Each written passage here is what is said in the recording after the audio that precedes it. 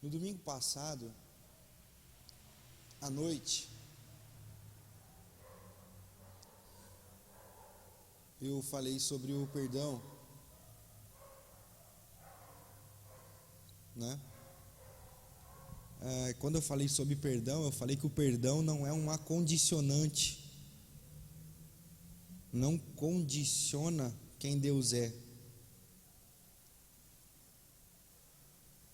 Não tivemos oportunidade de falar no nosso PG, né, Marcão? Nosso PG foi sobrecarregado. Mas era para acontecer isso no PG. Então,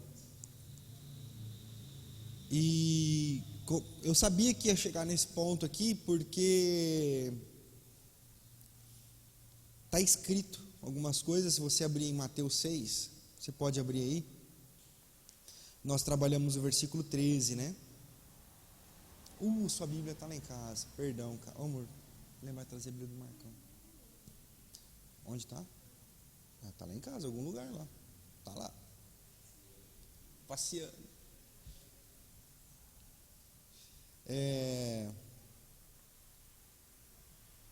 Mateus 6,13. Achou aí, Rafa? O que fala aí, Rafa?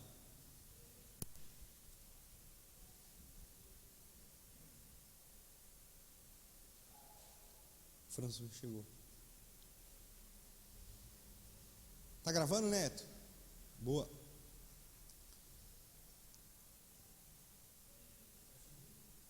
Leu 13. 6,13.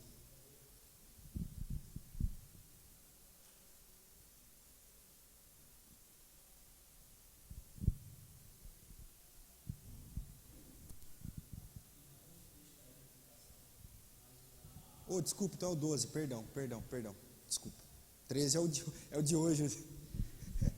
13 é o que nós vamos estudar hoje à noite. Já tô.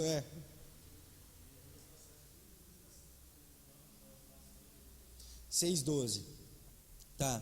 Perdoa as nossas dívidas, assim como nós perdoamos aos nossos devedores. Foi esse o texto que nós trabalhamos na semana passada. E eu queria aproveitar a EBD, porque à noite vai ser um pouco mais, é sempre mais complicado poder entrar em alguns aspectos. E é por isso que eu estava comentando com o Cleiton, eu comentei com o Marco Sombra, tenho comentado com a Fabiana. Irmãos que só frequentam domingo à noite, vai ficar confuso mesmo. E que Deus abençoe que fique confuso. Porque o domingo à noite é celebração, não é escola bíblica. Domingo à noite é celebração. Domingo à noite é encontro comunitário. Então eu vou falar algumas coisas mesmo que vai deixar a pessoa... O que o pastor está falando? Não estou entendendo.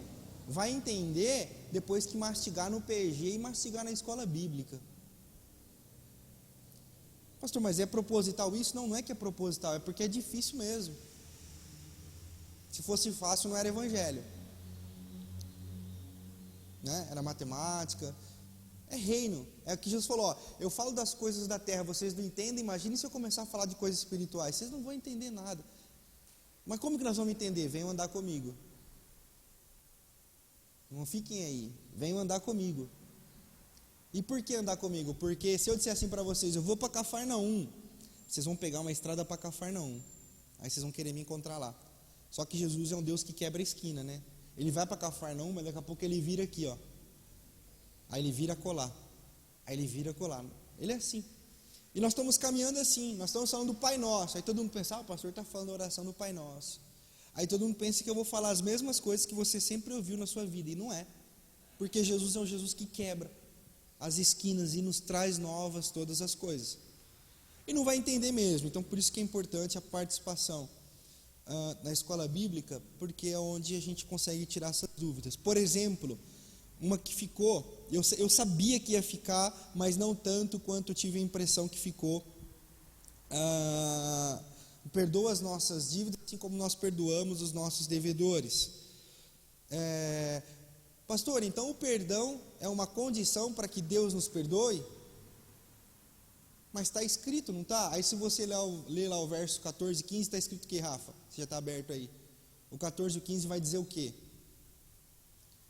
O 12 fala, perdoa as nossas dívidas, assim como nós perdoamos os nossos devedores. E o 14 e 15?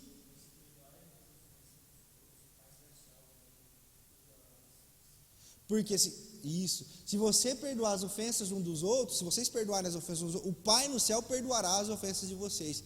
Aí o pastor vem domingo à noite e fala assim, o perdão entre nós não é um condicionante para que Deus nos perdoe. Pastor, mas está escrito, pastor. Não está? Nós estamos conseguindo, levando a igreja a romper as barreiras da literalidade. O que é literalidade, pastor, teológica? Literalidade teológica é o que sempre fizeram os fariseus e hoje fazem os neofariseus. Eles chegam para você e falam assim, não, está escrito aqui. É por isso que o pessoal me chama de liberal. Eu falo, está escrito, mas não está querendo dizer isso. Porque Bíblia não se interpreta versículo isolado, nem texto isolado. Tanto que se você pegar esse mesmo texto escrito por Lucas, se eu não me engano está no capítulo 18, não vou lembrar agora. A oração do Pai Nosso escrito por Lucas, ele termina, pois seu é o reino, o poder, a honra e a glória, amém. Não tem essa parte do o 14 e o 15 que tem em Mateus.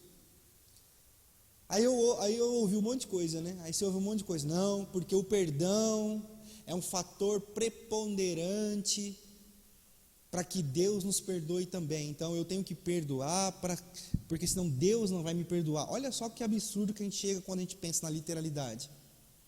Se eu partir do pressuposto de que de fato eu perdoar a Fabiana me tornará digno de ser perdoado por Deus, ou se eu não perdoar a Fabiana, Deus me julgará, eu estou dizendo que o perdão junto com a fé é uma condição de salvação. Quem é o herege? Quem está distorcendo a Bíblia? Eu? Não, aquele que interpreta literalmente. Pastor, mas por que está escrito assim? E o senhor não está interpretando assim, ou não pregou assim? Porque eu estou buscando uma coerência. Quando a pessoa busca literalidade, ela se torna uma mente recitadora de versículo.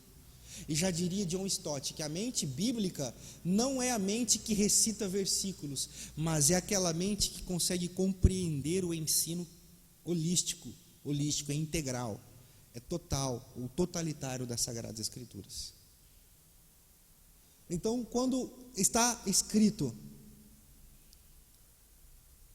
por se não perdoardes as ofensas uns dos outros, o vosso Pai que está nos céus não perdoará as ofensas de vocês. Ele não está querendo dizer que o ato de nos perdoarmos uns aos outros condiciona a Deus. Ele está querendo dizer o seguinte, que o perdão de Deus sustenta todas as coisas, tanto que o perdão existe antes de eu e você existirmos. Antes de Deus dizer haja luz, ele disse haja perdão, haja cruz, para poder dizer haja luz. Pastor, mas isso tem a ver com as escrituras? Lógico. O Cordeiro de Deus que fora sacrificado está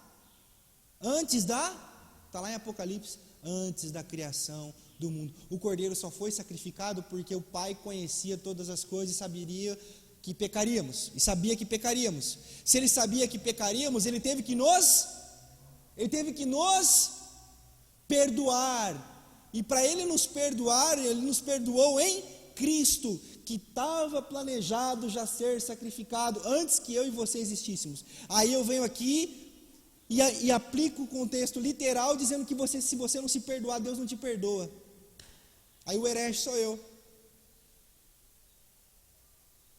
Amados, entender toda a Sagrada Escritura dá trabalho, mas é muito mais fácil para mim vir aqui ficar dizendo as mesmas coisas que vocês ouviram.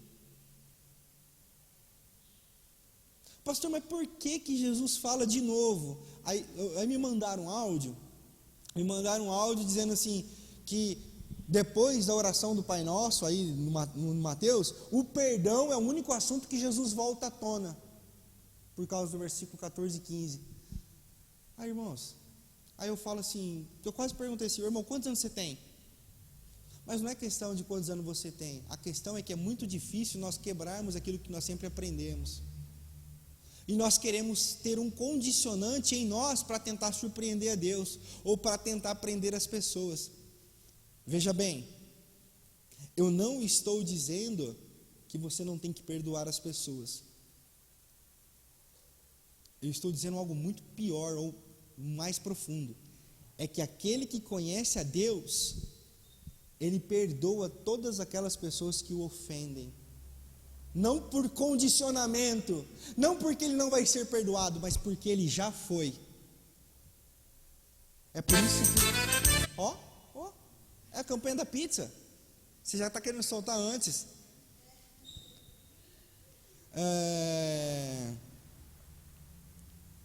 Deu para entender isso então?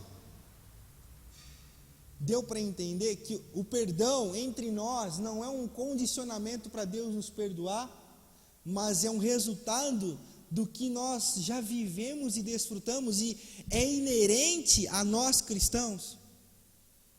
Deu para entender que nem sempre o que está escrito está querendo dizer o que está escrito. O perdão é a consequência de eu ser perdoado e de conhecer aquele que me perdoa. Por quê? Porque eu já fui perdoado antes mesmo de eu existir, François. Se eu ensinar para vocês como está escrito na literalidade, eu vou estar sendo nocivo com vocês, porque eu vou estar colocando um peso sobre vocês e vou ficar querendo dizer para vocês, vai, não perdoa não. Sim, exatamente, sim. Perfeito, entendeu? Então, percebe como eu tenho que ter um entendimento total das Sagradas Escrituras? Nem sempre o que está escrito deve ser entendido como está escrito. Pastor, o senhor está negociando a Escritura? Não.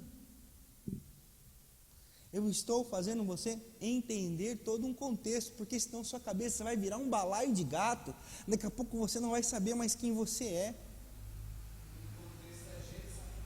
E o contexto é Gênesis e Apocalipse, por quê? Para a série Coerência de Vida, nós estamos tendo Jesus como hermenêutica da vida. E Jesus é a hermenêutica da nossa vida. Então, entendendo Jesus, e é o que eu sempre antecipo, né, bicho, a coisa da noite. Por que Jesus é santo, santo, santo? E a oração do Pai Nosso termina, pois teu é o reino, o poder, a glória, agora e para sempre, amém. Porque ele é santo, santo, santo. E por que ele diz, sede santos, porque eu sou santo? Olha só, tem tudo a ver com isso.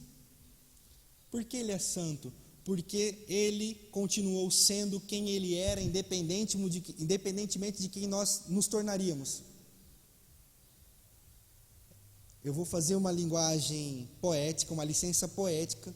Não se interpreta a Trindade assim, é uma licença poética. A você que está assistindo esse vídeo, é uma licença poética. É como se a Trindade conversasse, o Espírito dissesse assim, nós vamos criar os seres humanos, a nossa imagem e semelhança. Deus dissesse, vamos. E Jesus dizia assim, mas os caras vão pecar, a gente sabe que eles vão errar. E Deus disse assim, mas nós vamos fazê-los mesmo assim, porque nós já o amamos. E se nós o amamos, seria impossível deixar de criá-los. Mas eles vão cair. Aí eles dizem assim, mas nós vamos ter que chegar a um consenso de como redimi-los. Por quê? Porque nós somos amor. Então, independentemente do outro, eles continuam sendo quem eles são por essência.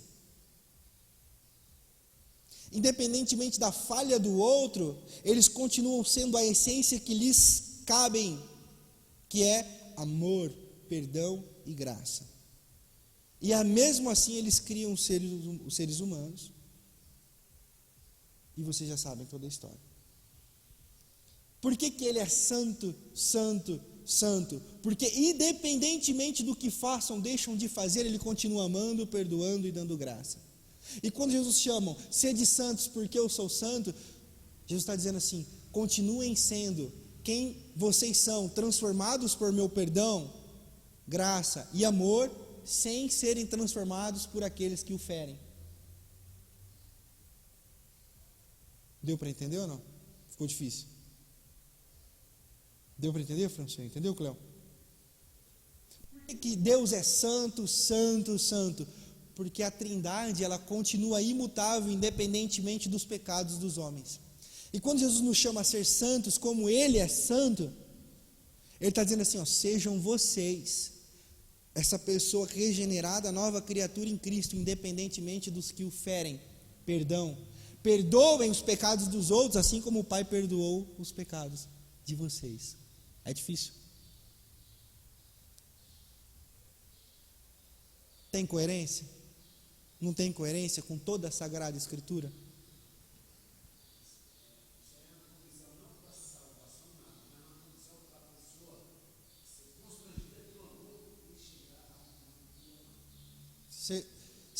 Eu não consigo ficar sem perdoar. Por quê? Porque faz parte do meu ser. Então, muda a visão. Muda a visão, porque na literalidade do versículo, eu monto pessoas assim, François, eu vou perdoar, porque se eu não perdoar, eu estou lascado.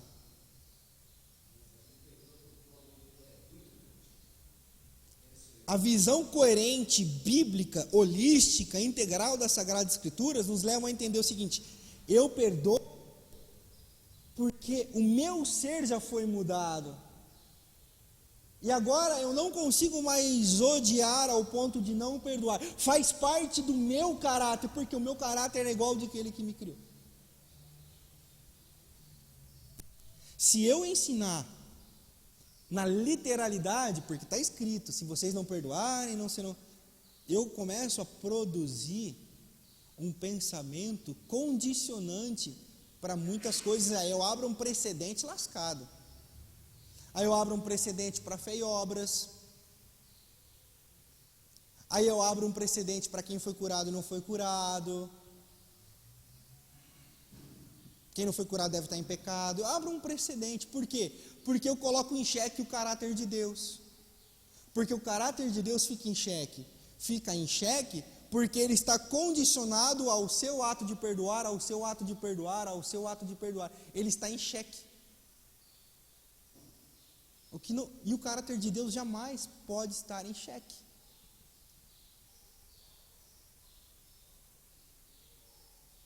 Cheque não é o cheque assinado, é o cheque mate a linguagem figurativa do xadrez.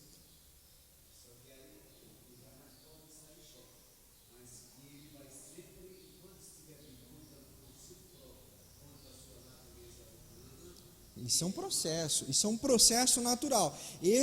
Essa é a angústia da vida. É por isso que Jesus está ensinando. Quando vocês orarem, orem buscando isso, por causa das angústias da vida. Orem buscando lembrar dessas coisas. Nós estamos falando de oração. Orem buscando esse caráter em vocês. Porque é difícil. Deu para entender? À noite eu não vou ter esse tempo. Porém, antes dos PGs eu já tinha preparado uma introdução sobre isso, porque eu falei, isso aqui vai dar confusão, porque está escrito, o pessoal falar, o pastor falou que não é, mas o que está escrito está na contramão do que o pastor falou. Mas você está na contramão do que eu falei? Não está. Mas a gente aprendeu a ficar caçando versículo. A gente não aprendeu a interpretar a Escritura. A gente aprendeu a decorar versículo. Eu me lembro quando eu cheguei na escola bíblica, ganhava um prêmio quem decorava mais versículo. E nós nos tornamos máquina de decorar versículo. E nós produzimos crentes que decoram versículos. E decoram versículos. E decoram versículos. E decoram versículos. E decoram versículos. Aí você pergunta assim, mas... Aí a pessoa chega, eu tô magoada com fulano. Ah, você está magoado com fulano? Lá em Mateus capítulo 6, verso 14 e 15, fala, se você não perdoar, você não vai ser perdoada. É bíblico, mas não é coerente. Nem toda a base bíblica tem a ver com o cristianismo. Uma vez, numa reunião aqui, eu ouvi assim, mulher não pode falar no templo. Não pode falar no culto. Aqui, naquele salão ali, eu ouvi. Eu falei assim, não pode não, é? Ele falou assim, não pode. Por quê? Porque lá na Bíblia fala que as mulheres devem aprender em silêncio, e que não sei o que lá, aí não sei o que lá. Aí eu falei, é bíblico, mas não é cristão. É literal também. Você interpreta literalmente. Quando você interpreta literalmente, você interpreta literalmente. Entendeu? Exatamente. Mais ou menos isso aí. Né? Exatamente. Esse é o problema, né, Cléo? De interpretarmos como está escrito, mas sem entender o que a Bíblia está dizendo. Está escrito na Bíblia, mas a Bíblia não está dizendo isso. Olha que legal. Está escrito na Bíblia. Essa aqui dá para fazer uma imagem no Facebook. Aí dá bastante polêmica, aí é bom. Está escrito na Bíblia, mas a Bíblia não está dizendo isso. Ok? Certo? Ô Neto, você consegue projetar aqui para nós? Eu não consegui. Acho que está salvo aí a aula 4 aí, não está? Capítulo 4.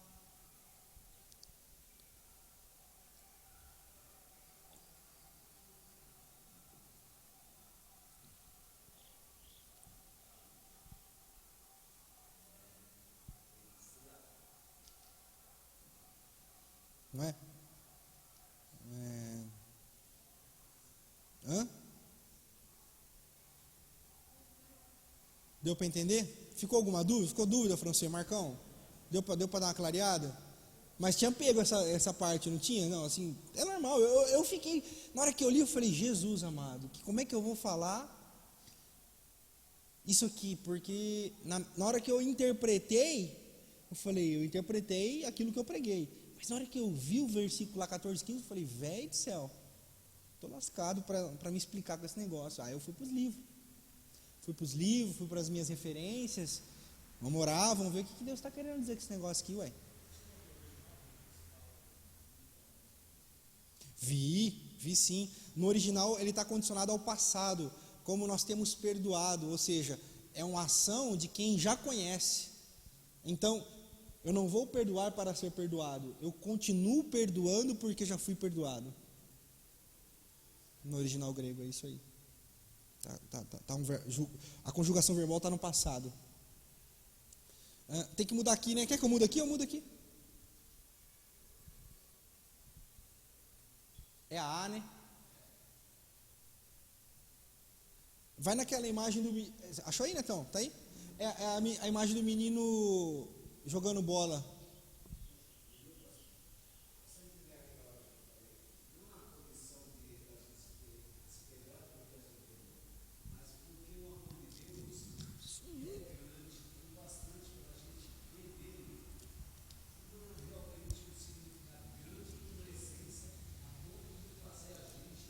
Sim, não, concordo. E é isso.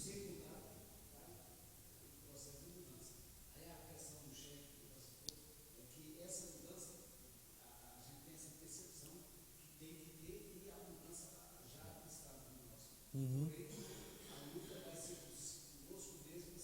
Sim, o que é importante é nós nunca colocarmos o caráter de Deus na parede. Deus não muda. Deus não vai deixar de perdoar ninguém. Porque eu briguei com a minha cunhada, não perdoei ela, então Deus se esqueceu de mim. Essa perspectiva é como se nós estivéssemos girando assim, né? Assim, minha cunhada, eu, Deus. Na realidade, a perspectiva se enxerga assim, Deus, eu e minha cunhada. Deus me perdoou e eu, constrangido por esse perdão, perdoo a minha cunhada. Pastor, e se eu não perdoar minha cunhada? Você tem que orar, não para você perdoar a sua cunhada, mas para você entrar em sintonia com Deus, porque tem alguma coisa errada com você e Deus. Ok? Porque... lógico que são. Meio. Se fosse só meio, nós dava um jeito, né? 95, 99, né? Olha lá, tá. Rapaz, eu até esqueci. Ô Neto, passa uma pra frente, só pra eu me sintonizar aqui. Fazendo um favor, cara.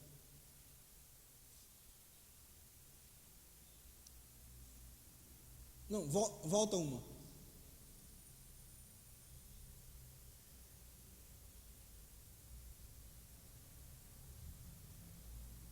Ah, tá. Tá. Pode voltar lá na imagem.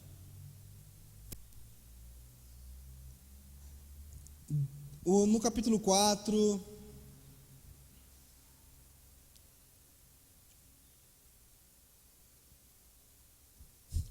É tanto. Eu ia falar Tutu dos Montes, não é o Tutu, velho. Oxe, Brennan Manning. Rapaz, tô misturando todos os autores dos livros, velho. Ou não leiam 3 livros ao mesmo tempo de autores diferentes. Você vai confundir onde você leu um, onde você leu o outro. E você vai dar autoria de texto para um e foi o outro que escreveu. Eu já esqueci de novo. Rapaz, tô precisando descansar.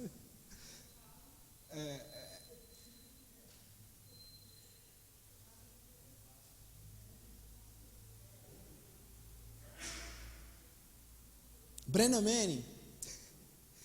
Manning, ele vai trabalhar o aspecto do Abba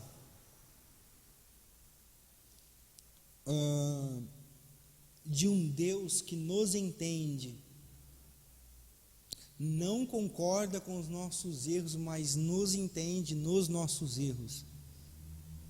Pastor, o que é isso? Eu estou querendo dizer que o autor, ele não condiciona o caráter de Deus ao nosso ato de pecar ou não pecar. Mas o autor nos leva a compreender a Deus e quem Deus é, para que possamos nos sentir amados, mesmo diante dos nossos erros. E quando nos sentimos amados, nós somos constrangidos pelo amor. Não é isso que a Bíblia fala? Que o amor é isso. O que muda a vida? De verdade, o amor. Irmãos, deixa eu dizer uma coisa para vocês. Religião não muda a vida de ninguém. Medo de pastor não muda a vida de ninguém. Medo do padre, medo do pai de santo. Simplesmente condiciona a um conjunto de regras, de dogmas e de comportamentos morais e enjaula o tigre.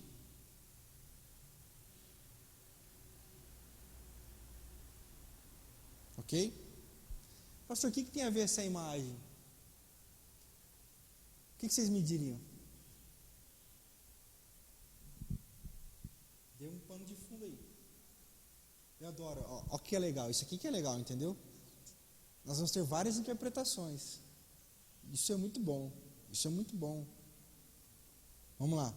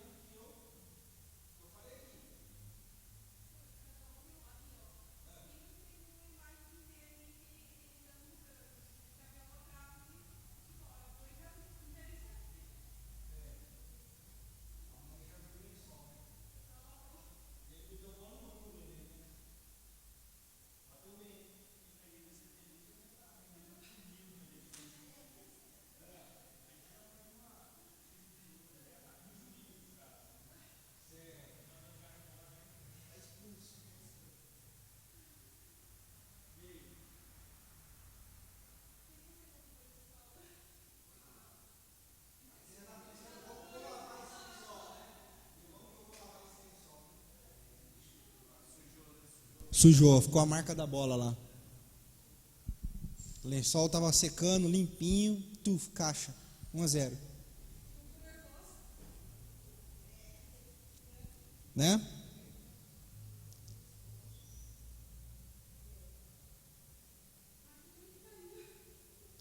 Percebe como a minha ideia com essa imagem é trazer a reflexão de que os erros, eles são normais e vão acontecer.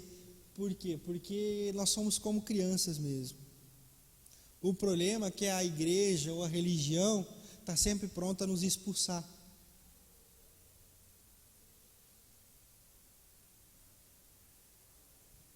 Eu não estou entrando no mérito se o menino fez certo ou não fez. Eu só estou dizendo que o menino enxergou um gol e fez um gol. Eu estou dizendo que nós vamos errar e vamos continuar errando. Só que nós não devemos enxergar como essa mulher, ou ver nessa mulher Deus. Porque é isso que a religião passa, é isso que as igrejas têm passado. Eu fiz uma publicação que eu falei assim, que as pessoas estão mais preocupadas em falar sobre o inferno do que sobre o céu.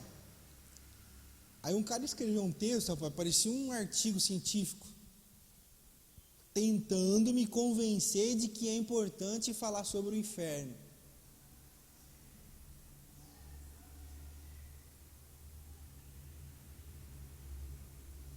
E é mentira aquele texto, ou aquela palavra que os pastores usam, que Jesus falou mais sobre o inferno do que sobre o céu. É mentira. Viu? É mentira, não é.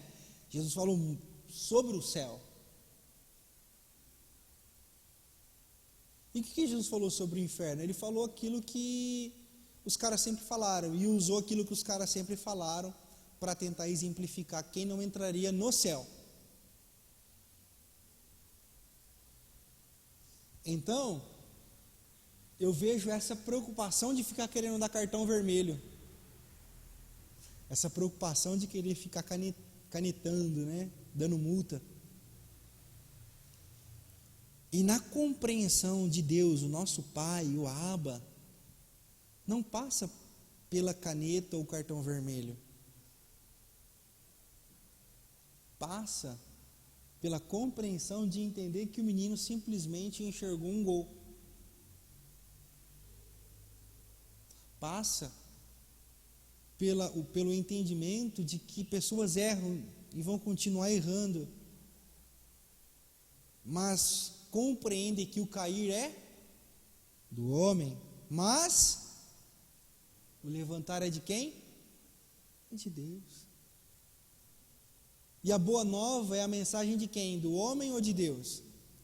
De Deus, do reino. Então a mensagem do Abba é aquela mensagem de levantar o que está caído. Pastor, senhor, nós somos tentados, né, a entender, tipo assim, que nós estamos alisando pecadores. No sentido, tipo assim, não, pode continuar no seu pecado aí. Mas não é, porque eu não estou dizendo é que eu vou perfigurar. O cara está lá caído, né? Eu vou usar o bom samaritano, tá, para ser bíblico. O bom samaritano. O próprio Jesus contando sobre o que é ser bom, ou o que é ter amor ao próximo, ou o que é ser do reino. Ele ele usa o bom samaritano. O que o bom samaritano fez? Ficou lá sentado do lado do cara caído? Pegou o cara, né? Ficou lá, não, tá tudo bem, não, vai melhorar, não, vai dar tudo certo, creia em Deus, o amor de Deus, que não sei o que lá. Foi isso que o bom samaritano fez? Foi isso que o bom samaritano fez? Não, olha, vamos lá, você consegue, não, vamos lá, você tem força. Foi isso que o bom samaritano fez? O que o bom samaritano fez, gente?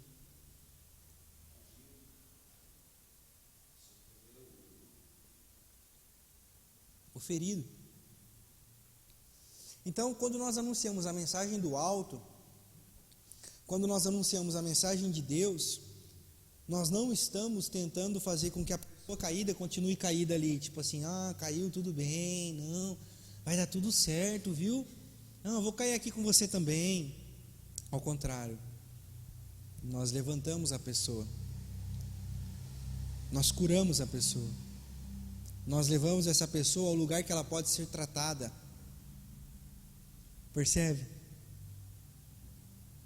Deu para entender que compreender a mensagem de Deus não é corroborar ou ser congruente ou ser concominante com o pecado ou com o pecador caído? Ninguém está falando de tá em pecado, não, fica aí, tá tudo de bem, tá de boa. Não, ninguém está dizendo isso. Mas também ninguém está dizendo assim, desgraçado, bem feito, caiu, bem feito, que fique aí. Aqui não é lugar para pecador mesmo, não. Fora daqui, né? Pecou, tem que ser disciplinado, pecou, tem que ser excluído, pecou. São dois extremos,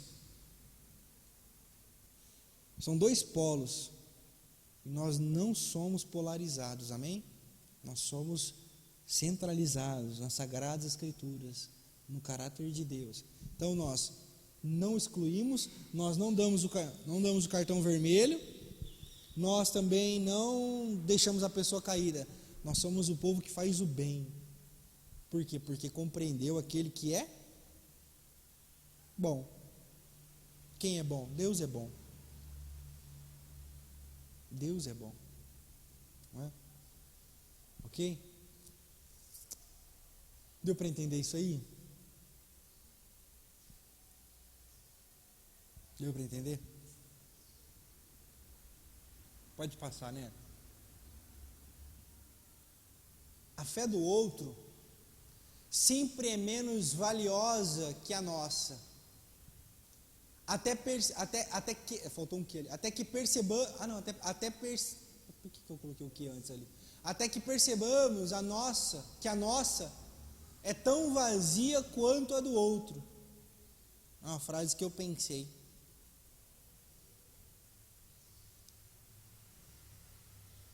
A gente sempre julga a fé do outro.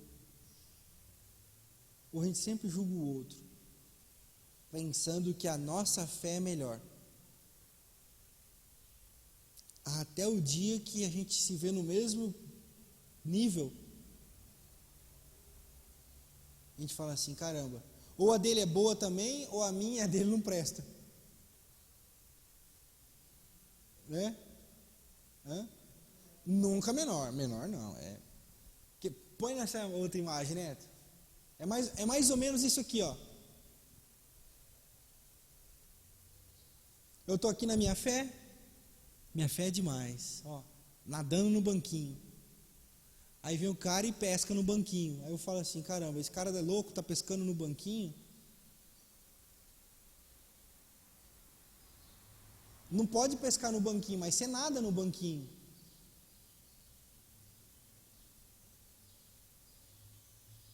Mas por que o cara não pode pescar no banquinho sendo que você está nadando? Pastor, o que é isso? O que isso tem a ver? O que tem a ver?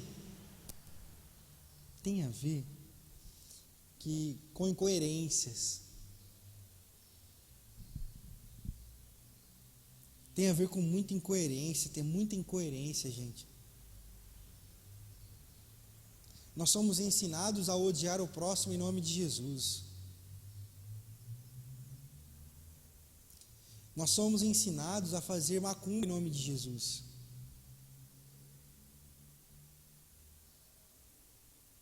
Nós somos ensinados a sermos idólatras de um Jesus religioso ou da religião.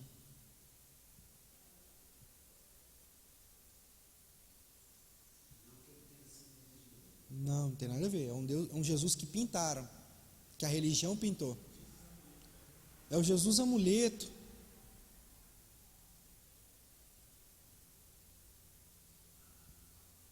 Nós somos ensinados. Estou tentando lembrar de um termo aqui, peraí, já vou lembrar.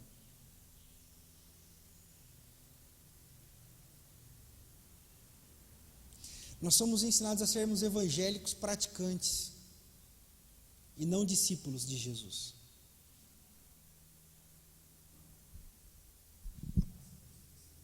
Hã? Como é que é? Rapaz, eu estou pensando em umas coisas aqui, depois, né? É bom isso aí. Mas é bom, isso é bom para fazer pensar, né? Essa foi boa, essa merece para o Facebook, né? Hã? Marca as frases aí para depois nós fazermos as imagens, para dar BO. Né? Nós somos, porque evangélicos praticantes, ele gostou da frase. Evangélico praticante não é discípulo de Jesus. Ok? Evangélico praticante é evangélico praticante de uma religião protestante. Discípulo de Jesus é discípulo de Jesus. É mais ou menos isso aqui, ó.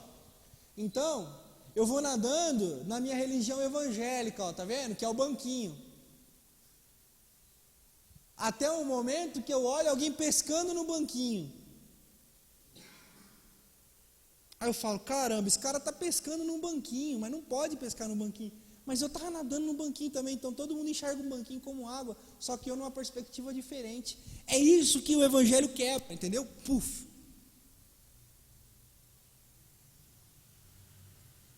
É isso que ser discípulo de Jesus muda e nos torna diferentes.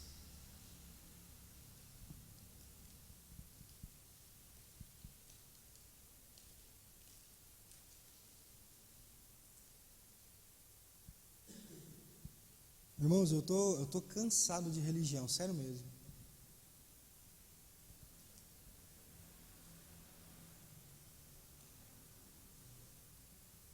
Crente cansa, cara. Não estou falando pessoa, ok? Deu para fazer a distinção? Eu não estou dizendo que pessoas me cansam. Eu estou dizendo que crente me cansa. Ah, pastor, mas crente é uma pessoa. Mas às vezes é endemoniado, então aí se torna um crente que enche o saco dos outros. E isso cansa.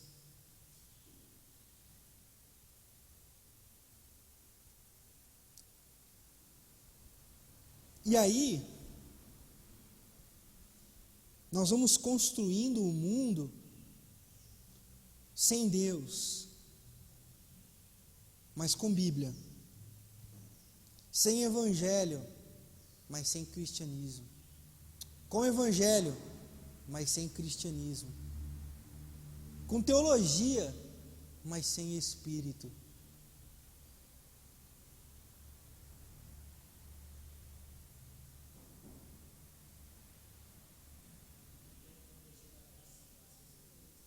Qual é? Uma teologia da graça sem graça. A gente ensina sobre graça, mas não vive, não desfruta e não aplica. Só teologia. Vocês conseguem compreender isso? É por isso que é muito importante vocês saberem uma coisa. Não é por soberba, não é por se achar melhor do que ninguém. Mas, irmãos, pensar sobre isso nos leva a um nível de inconformidade com o sistema religioso.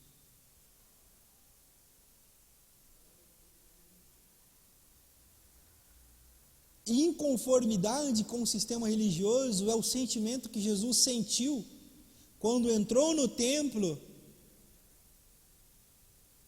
Aqui um dado interessante.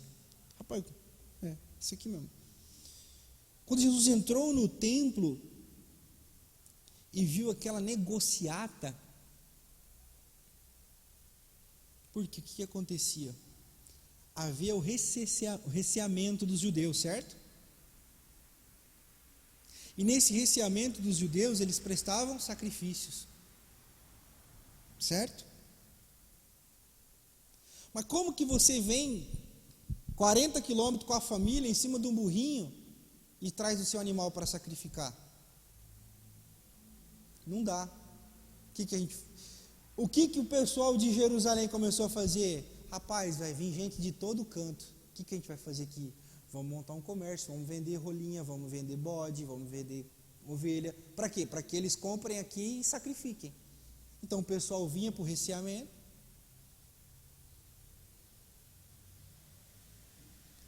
Aproveitando e sendo empreendedor, porque os caras da fé são bons empreendedores, sempre foram. Os caras montaram um comércio no templo de Jerusalém. E o templo não é templo, as 4 paredes. Templo conta todo o território que pertence ao templo, né? Eles montaram, então, provavelmente no pátio do templo, o comércio de ovelhas, de rolinhas, tal, aproveitando da situação. E Jesus, quando vê aquilo, ele fala assim: inconformado estou. Vou socar o pé nesse negócio aqui, porque esses caras não estão entendendo nada, já estão fazendo negócio, já não há mais nada, não há nenhum espírito de sacrifício, esses caras não estão entendendo nada, por isso que ele fala: vou destruir esse negócio, e construir outro em 3 dias. François?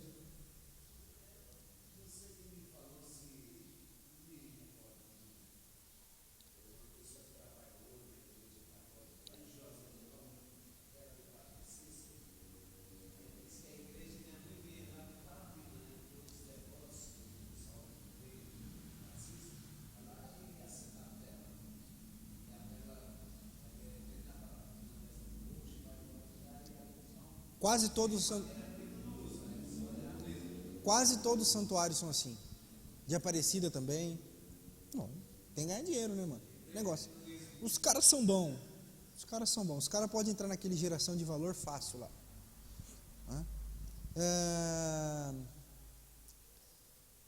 Então, essa inconformidade com o sistema. Então, não era só porque os caras estavam vendendo a fé. Os caras estavam negociando tudo em nome de alguma coisa, de um Deus. E é o que está acontecendo hoje. Pastor, por que o senhor está dizendo isso em cima do que o Breno fala no capítulo 4? Pode passar, Neto? Fazendo um favor. Nos níveis mais profundos e simples, tudo o que queremos é ver um ao outro feliz, ser agregados. Nosso desejo sincero conta muito mais do que qualquer sucesso ou fracasso específico. Assim, quando tentamos orar e não conseguimos, ou quando falhamos numa tentativa sincera de demonstrar compaixão, Deus nos toca ternamente, retribuindo-nos. Ou ternamente significa, não é com terno, significa ternura, né? Então,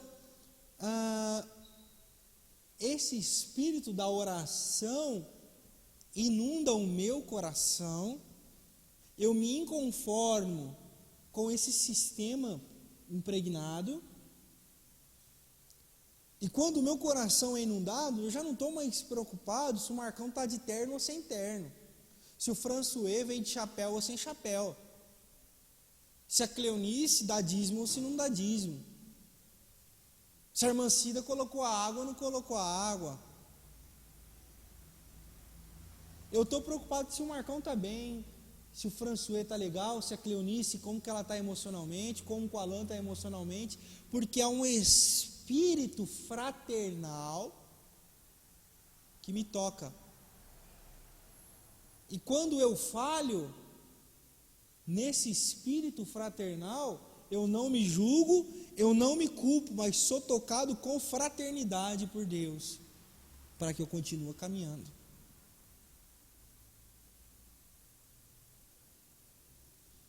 Ok? Deu para entender isso?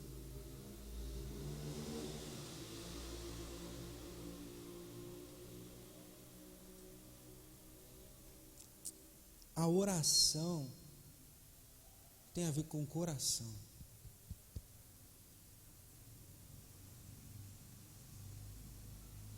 Um coração que quer conhecer a Deus. Qual é a coerência, pastor? Toda. Nós estamos aprendendo sobre a oração, não é? Pai nosso que estás nos céus, Abba, nosso, no céu, sobre todos. Santificado ou santo é o teu nome. Venha o teu reino sobre nós, a tua vontade.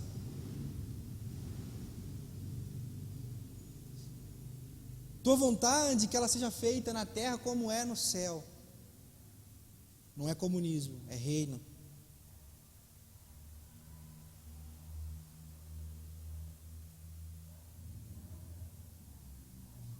O pão nosso de cada dia não é arroz e feijão, está falando de Jesus.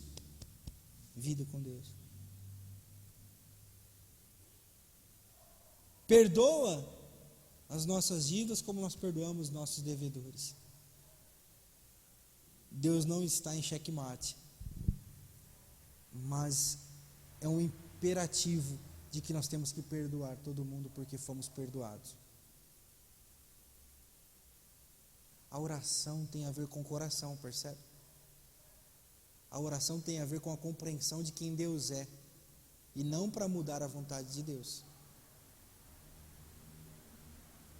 Quer alguma coisa? Pede para Deus. Às vezes nós ensinamos as nossas crianças, eu fico horrorizado quando eu vejo essas coisas. Aí entra a minha palavra, inconformado. Um pai falou assim: eu ensino meu filho a orar. Eu falei: você ensina seu filho a orar?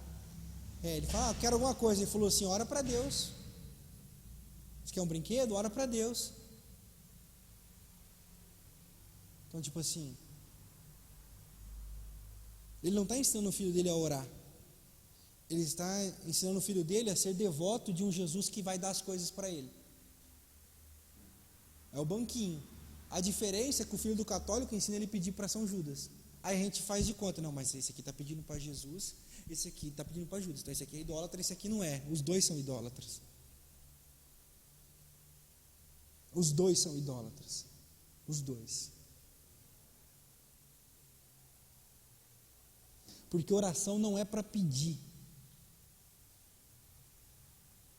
Não tem base bíblica nenhuma para nós pedirmos algo para Deus, de comida, de bens materiais, de paz espiritual. Não tem. Um dia eu vou pregar sobre isso, fiquem tranquilos, e vou passar todos os textos que vocês já conhecem. Bater, pedir, se dar, se vos dá. A viúva que importunou lá o juiz. Aí os crentes vão inventando um monte de coisa. Está escrito, mas não está querendo dizer isso. E a gente vai produzindo isso aí. Então o cara fala assim: eu ensino meu filho a orar. Não, você ensina seu filho a ser um pedinte. Não é? Porque oração tem a ver com isso aqui. Eu quero ver as pessoas bem. Eu quero ver as pessoas cheias de Deus.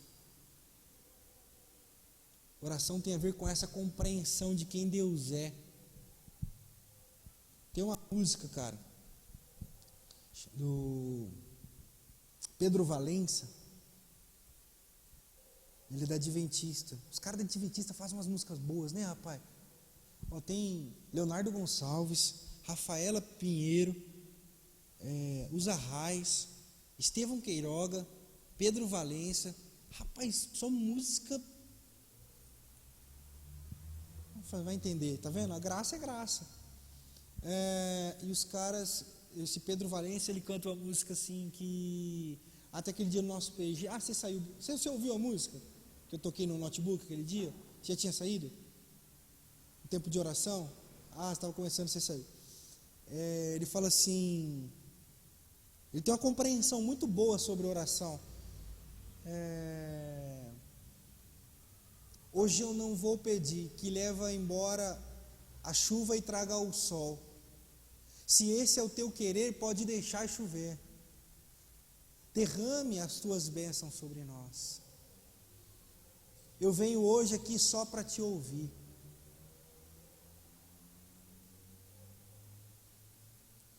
A oração é essa compreensão. Está chovendo? Deixa chover. Admire a chuva. Não. Aí eu tenho que ouvir. Né, Fabiano? Aí eu tenho que ouvir. Eu preciso terminar a minha construção. Eu vou orar para Deus parar de chover, porque eu preciso parar a construção. Senão eu vou. Aí a gente vai. E tem testemunho, então, tipo assim. Sabe? Aí tem testemunho. É isso aqui que eu quero contar para você. Aí tem testemunho. Um dia a pessoa. Acho que eu já contei isso aqui. Aí a pessoa disse assim: não, eu orei, eu tinha uma empresa de terraplanagem, eu precisava construir um aeroporto e não parava de chover, eu estava pagando maquinário, eu estava pagando dia de aluguel de máquina. Aí eu orei e choveu em toda a região, só não choveu onde eu estava fazendo o aeroporto. Eu consegui terminar o aeroporto. E a hora que eu terminei o aeroporto, a chuva voltou. Aí falou assim: isso não é fé? Isso não é oração? Eu orei e parou de chover. Aí eu falo assim: é verdade. Percebe como todos são idólatras? Porque lá no interior do estado de Goiás, se eu não me engano, ou Minas Gerais, não sei, tem o João de Deus. Ou tinha, ele morreu, né?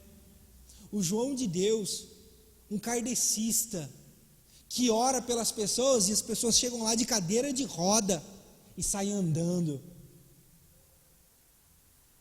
Ele tem uma sala do tamanho desse templo, só de cadeira de roda e muleta de pessoas que foram curadas por ele.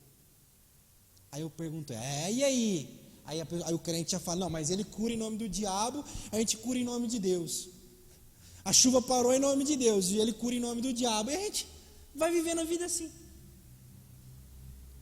Se é no nosso banquinho, tudo bem. Se eu estou nadando no banquinho, tudo bem. Agora o cara pescar no banquinho, aí já não, aí já é do diabo.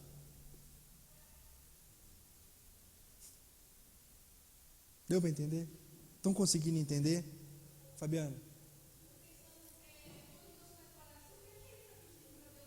Então, é amaldiçoado, né? Percebe como a gente negocia coisas simples em nome de uma reza?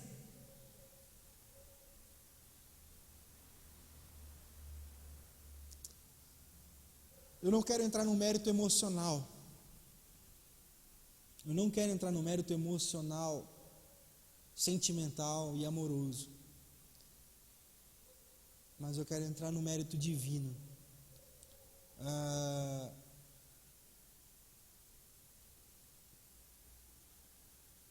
Quando eu peço para Deus curar o meu pai, que está morrendo de câncer, ele não cura. E aí, vou ficar com o meu pai, que foi o meu caso. Eu tenho todo o direito emocional de pedir, mas eu sabia que se Deus não curasse, não é porque eu pedi mal, não é que faltou fé, não é porque se eu tivesse feito campanha, é porque foi o querer dele. E se ele curasse, não foi porque eu orei, foi porque ele quis curar. Eu estava muito tranquilo quanto a isso. A minha oração era: Senhor, me ensine o que o Senhor quer que eu aprenda com esse momento. Foi só isso. E eu não estou falando de teoria não, porque foi isso exatamente que nós passamos com meu pai, viu? Então, quando eu falar isso, não se sinta ofendido, porque eu vivi isso e aprendi isso e vejo que é assim. Porque senão, irmãos, nós podemos colocar Deus na parede.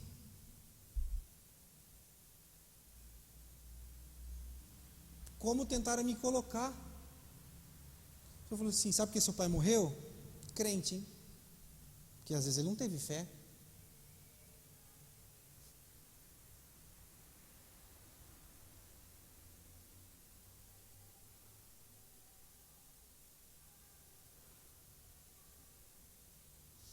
Então, se eu tivesse fé, eu moveria Deus.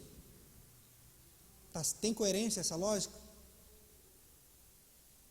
Tem coerência essa lógica? Se eu tiver fé aqui, eu movo Deus. Tem coerência? Não tem coerência nenhuma. É uma bitolação maluca, religiosa, idólatra que a gente tem promovido. Deus é E cabe a mim entendê-lo e respeitá-lo. Não estou falando de fatalismos. Não estou falando de fatalismo, estou falando de compreensão do divino. Vocês conseguem entender isso? Consegue entender, professor?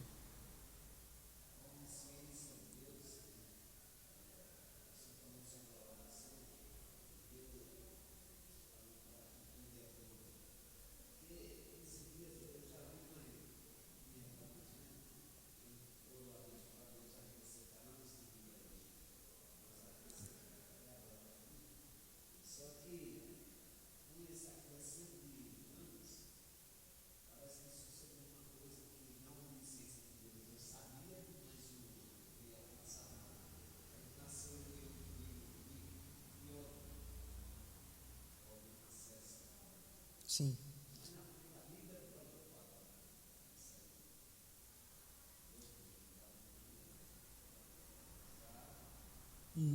Dentro da teologia chama-se vontade permissiva.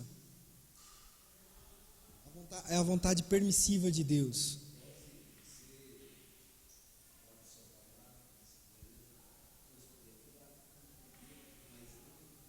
É. Dele, não o meu. É. Porque se fosse com o meu, só Deus sabe, né? E nós temos que ter esse cuidado também, viu, François? Foi bom você pontuar isso. Já me perguntaram bastante coisas de práticas de fé embasadas no Velho Testamento. Nós inquirimos num risco muito grande. E eu já vi pregadores, foi bom você pontuar isso, usando esse texto para dizer assim: ele ia morrer e ele pediu. Não, nós temos que pedir.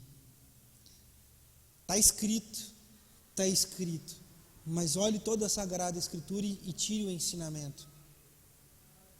Esse é o grande perigo, esse é o enojamento que me dá nas comunidades, nas igrejas hoje.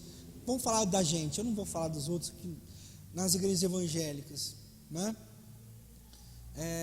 Me perguntaram, por que no Antigo Testamento as pessoas viviam 600 anos e hoje não mais? Não sei, meu. Sei. Há quem diga que biologicamente não é 600 anos, é uma linguagem figurativa. Há quem diga. Mas eu não sei. E tipo assim, o que muda? Você queria viver 600 anos também? Então, é umas coisas que os crentes têm se perdido, que eu falo assim, meu Deus, onde nós estamos parando, cara? Uma vez eu disse assim, a pessoa, você faz teologia? Eu ainda cursava teologia assim. Então me responda aí, quantos quilos pesava a cruz de Jesus? Eu falei, o quê? Eu falei, tá louco, cara? Que loucura! A gente está se perdendo, cara. A gente está se perdendo, François.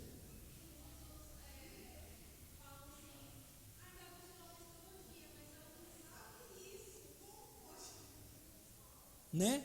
Eu tenho muito orgulho de dizer assim, não sei. Eu falo com muito orgulho. E se eu fosse te recomendar uma igreja, procura uma igreja que o pastor saiba dizer, não sei. Não sei, não sei. Tem coisa que eu não sei.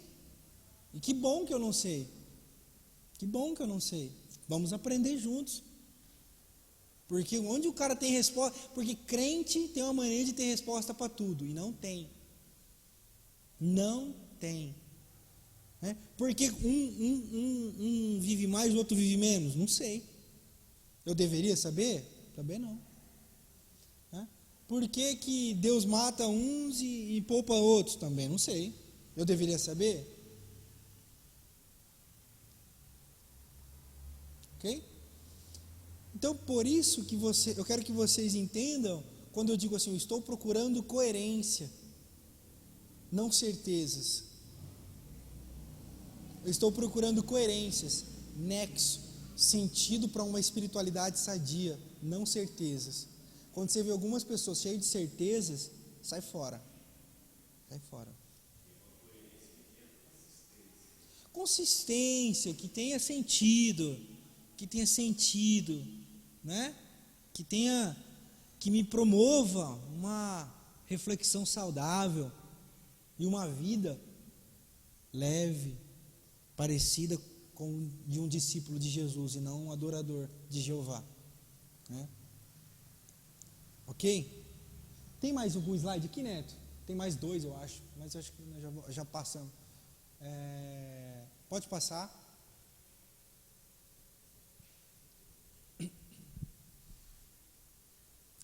Esse slide eu preparei antes de pregar a mensagem do perdão.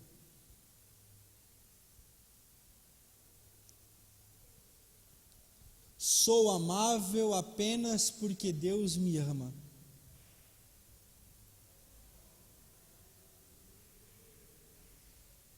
Eu sou amável porque Deus me ama.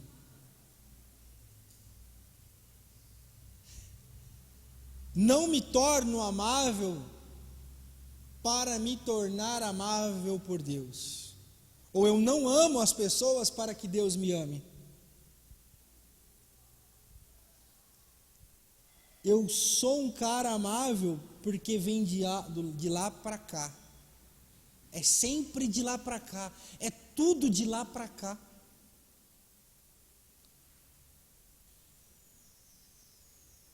Não tem como impressionar Deus, irmã Nair. Não tem como impressionar a Deus. Nós vamos lá conhecer. A semana vai dar certo, hein, Marcão? Tomara que dê certo. Nós vamos lá conhecer a creche rural. Vamos impressionar a Deus. Não. Nós estamos indo lá porque Deus já nos impressionou e nós não conseguimos mais ficar parados. Por que nós perdoamos? Para impressionar a Deus e para Deus nos perdoar? Não. Porque nós fomos perdoados e não conseguimos mais não perdoar. Coerência. François, quando você lê toda a Sagrada Escritura, você vê a coerência.